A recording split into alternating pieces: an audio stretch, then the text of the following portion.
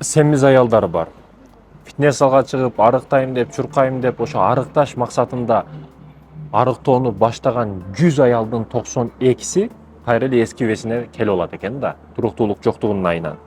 Онлайн курстар бүгүн өтө көбөйдү. Онлайн курстун 120сы баштап бир өзү эле аягына чыгат экен онлайн курстарды. Мекендешим, бул статистика боюнча.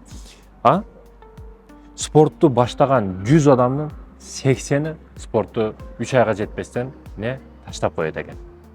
Анан мен бүгүн адамдарга айткым келет, бар жокто конкуренция, бар жокто кылып койду деген адамдар бар да. Туруктуулук жоктугунун айынан көп адамдар бир нерсени баштайт, таштап коет. Каяктагы конкуренцияны сүйлөп атасыңар силер?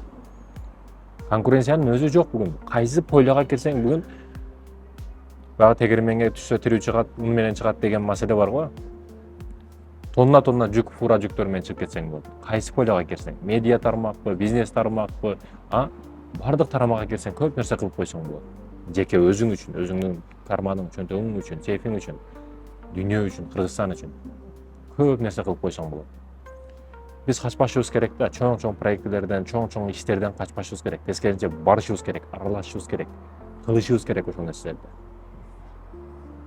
Чындыгында ушундай мекендешим. Туруктуу бол бир нерсени. Ийгиликтин сыры эмнеде десе, мен жооп бермекмин 100% туруктуулукта деп. Бир нерсени баштап коюш өтө оңой, улантып кетиш эң кыйыны да. Адамдардын бүгүн эң чоң катасы кедей болуп калышында, ооруп калышында, башка маселелердин бардыгында туруксуздук жатат. Бир нерсени баштайт, таштап коет. Сен туруктуу бол. Адамдардын өзгөчөлүгүң ошо туруктуулугуңда.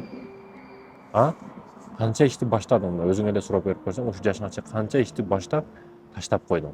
Эгер ошо бир эле ишиңди кармап коюп ушу жашыңа келгениңде, сен ошо иштин азыр адиси болуп, миллиондогон акчаларды таап аткан болот элең да.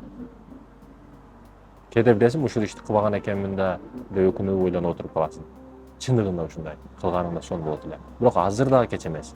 Убактан кичине утуласың, бирок баары жокко чыгасың. Кадамыңан жазба, туруктуу бол, эркек бол.